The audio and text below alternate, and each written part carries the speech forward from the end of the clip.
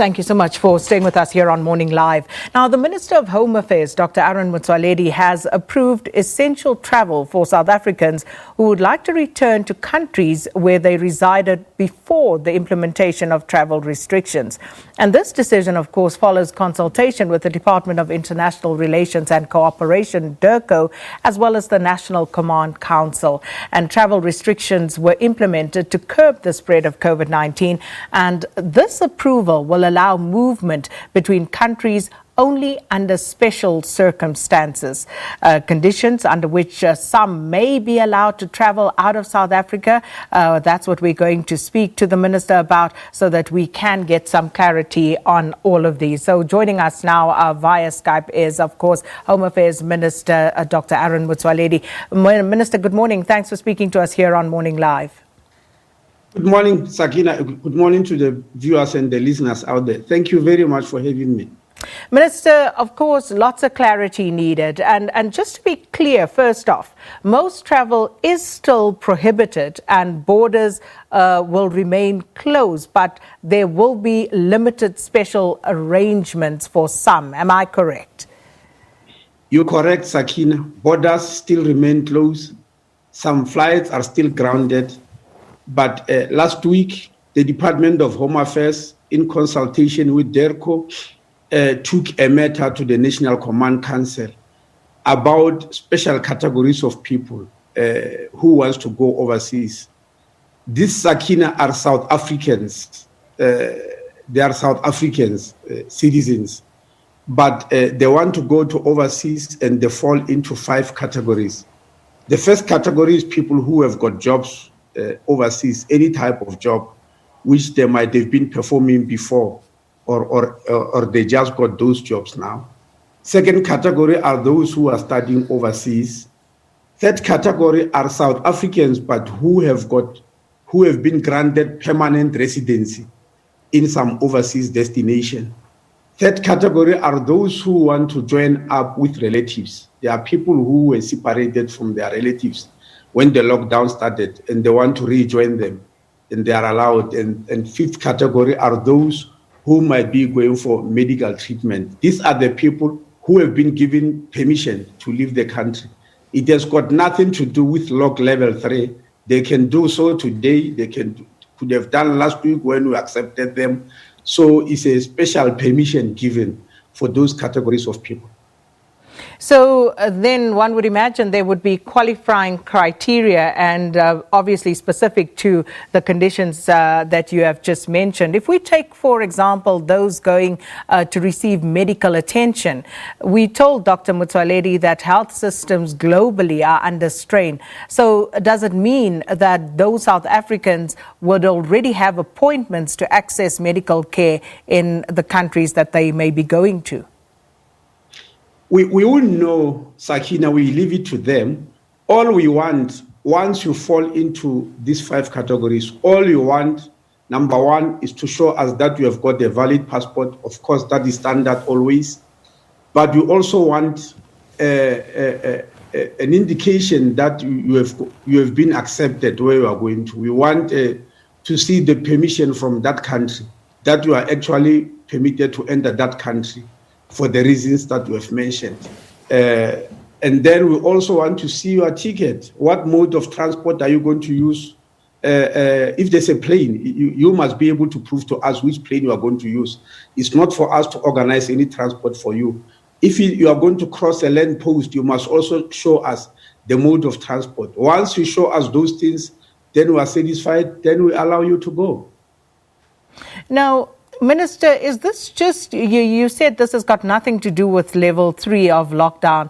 So is this a window period or will this be a norm moving forward as long as people qualify? It's a norm moving forward. I'm saying it has got nothing to do with COVID level 3 because, as you know, Sakina, COVID level 3 starts on the 1st of June. This process started last week. People were, for instance, given a timetable that the Qatar Airlines is leaving on the 20th, on the 24th, on the 28th, etc. All those people who were ready at that time could have left if they satisfied this criteria. So it's a permission, but it has got no time limit. Minister, there have been reports, of course, that some people that government evacuated from other countries actually want to go back to those countries. Now, you have obviously been in consultation and in cooperation with DIRCO for this particular process. Do these categories also include some of those people who were repatriated by government? Indeed, Sakin. Remember, there are a lot of noise propagated even through your media, Sakina, that we have left South Africans all over the world. They want to come back home. We brought them back home. Now they say they want to go back. They want to go away again. So it is involving people who are repatriated, yes. But it's also involving people who, during the lockdown, when they came home, before they could go back, there was a lockdown. So it's quite a broad range of people. But definitely, yes, it involves some of those who demanded to be repatriated back home. Now they are demanded to be allowed to go back where they come from. So just to be clear, who will incur the cost of these processes? Is it the government or is it the applicants? And also, which airlines will they be using? Definitely not the government. Whatever airline they choose to use is not for us. They must just show us that there's an airline leaving, and it has got nothing to do with arrangements by government. It's their own personal arrangements, Sakina.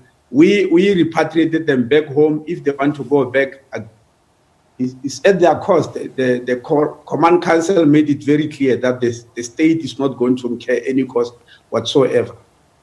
Now, Minister, you spoke earlier about South Africans being left stranded abroad. So in the event where people do leave the country, whether it be by land post or whether they fly out of the country and for some or other reason find themselves stranded once again, what's going to be the process? What's going to happen then? Have you thought and spoken about that? To try and avoid that, Sakina, we have made it very clear that they must show us a permit that those countries have allowed them to come. And if they are going to transit in any other country, we also want to see a permit that that country allow them to transit, so that there is no question about them being stranded whatsoever. But if by any chance there's an accident of whatever type that leads them to be stranded, then they'll have to consult South African embassies abroad, South African missions abroad, who will look at each case according to its merit. So, Minister, we've spoken so far about South Africans leaving South Africa to go to other countries. What about the reverse process? What sort of decisions have been taken with regard to people who want to come to South Africa for those very reasons that you've mentioned before? Who are not South Africans? Correct, Minister. Yeah, well, we look at it according to its merit. I'm sure you are aware. We've not been stopping anybody coming to South Africa for medical treatment. We haven't been. Any other category will look at its own merit. For instance, you are aware that universities and schools are about to be open. There are lots of kids from, students and learners from surrounding countries, especially our neighbors who attend school on an everyday basis in South Africa. For those who are busy developing regulations, which will soon be out, to see how that's going to be controlled. So each case will be taken according to its merit. But one category, those who are coming for healthcare or for essential services, you are aware that we've been allowing them. Even during level 5, they've been allowed. And with regard to the applications process, Minister, where and how do people go about doing that if they were not aware of it before? And how has the process been working so far? Well, there is an email address where they must send an email. It's COVID-19 travel@dha.gov.za. Let me repeat, COVID-19 travel@dha.gov.za, or they phone a toll-free number 0800 60 1190, and everything will be explained to them. Are you able to share any statistics with us at this point as to how many people have applied for these different categories and how many you have actually granted permission to, Minister? Not now, Sakina, unfortunately. I'm not yet ready with that. But what I know is before we even went to the Command Council, the number of people who were making these inquiries were already in the vicinity of 500 at that time. So I don't know how many took advantage of the permission and applied. I can bring that information as early as tomorrow. Please, Minister, we really would appreciate that, just to get a sense of how many people actually are at that stage. But also a few questions, and I'm not sure whether you are the correct person to answer them, but coming from our viewers, and I'm going to put them to you, but if it's not your territory, then I'm quite happy to accept that as well, Minister. There's a question about interprovincial travel and whether that will be allowed, and what are the rules and regulations at this stage with regard to that? Yes, you are right, Sakina. Interprovincial travel is something that is controlled by the Ministry of Transport. It's not Home Affairs. And what if this interprovincial travel is for the reasons that we've stated previously? For example, if people need to travel for medical reasons, all of that sits with a different department, you say? Yes, you are aware that Home Affairs only deals with people who cross the borders. We don't have any control over anybody who's moving within South Africa, because South Africa is one unitary state. So those are transport rules by the Ministry of Transport. They've got nothing to do with Home Affairs. And then, of course, reports of some South African ex-prisoners were released from prison in Brazil. We spoke about people being left behind, and you said that we were making quite a din about that, Minister, as the media. So what about them? Do you know anything about South Africans being repatriated from there, those former inmates who are now stranded? No. I haven't heard about it, Sakina, but what I know is that we can't stop any South African from coming home. I'm sure you are aware, even during lock level 5, South Africans who were all over the world, if they've got any means of coming home, they were coming. You can't stop anybody from coming back to their home. So I think they'll fall within that category, but I don't know the specifics of the case you are mentioning. But what I know is that if they are South Africans and they want to come back home, there's no way any government department will stand on their way. I think what will be debated is what DIRCO decides and who brings them and by what means. Definitely allowed to come back home. So, Minister, I think that just about covers it. Thanks so much for your time this morning. Minister of Home Affairs, Dr. Aaron Motsoaledi, clarifying conditions under which people may travel outside the country. And as the Minister says, this has nothing to do with lockdown level 3.